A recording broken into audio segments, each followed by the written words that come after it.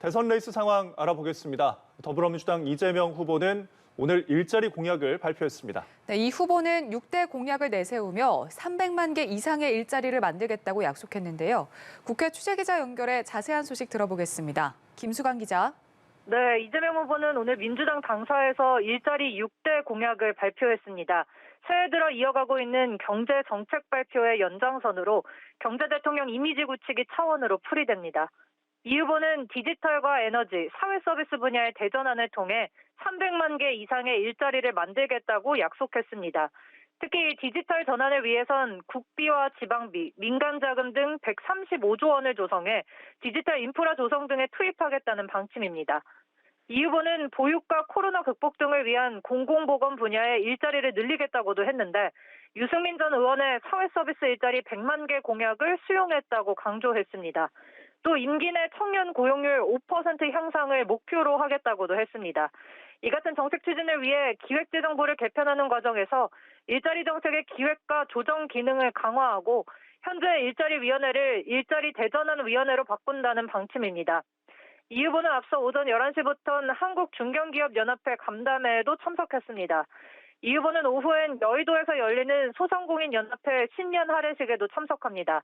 국민의힘 윤석열 후보도 오늘 이 행사에 참석하는 만큼 두 후보는 어제에 이어 다시 한자리에 모이게 될 예정입니다. 이어 이 후보는 중앙선대위 여성위원회 결의대회에도 참석합니다. 여성 가족 정책을 내놓을 것으로 보입니다.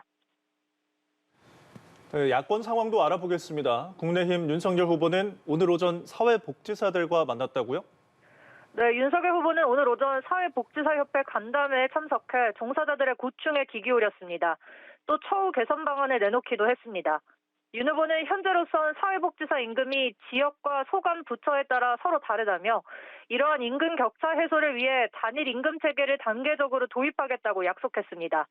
또 많은 사회복지사가 감정 노동뿐 아니라 위험하고 폭력적인 근무 환경에 노출돼 있다는 점을 언급하며 신변 안전과 피해 구제를 위한 제도적 장치도 마련하겠다고 공약했습니다.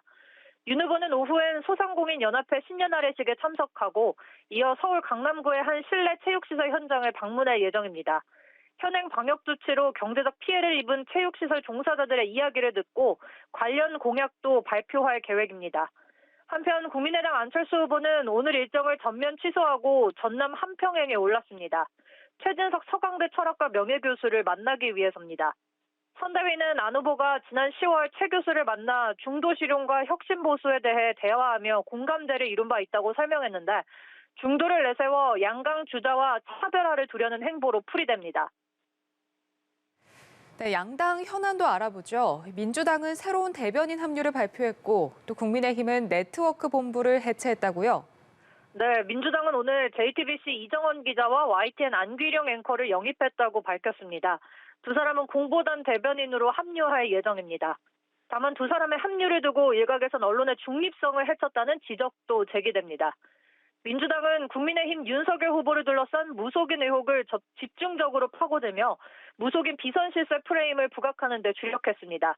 민주당 윤호중 원내대표는 윤핵관은 무당이고 왕윤핵관은 부인 김건희였다며 윤 후보의 무당 선대본 실상도 속속 드러나고 있다고 주장했습니다. 국민의힘은 이른바 무속인 건진법사가 활동한다는 논란을 빚었던 선대위 산하 네트워크 본부를 해산했습니다.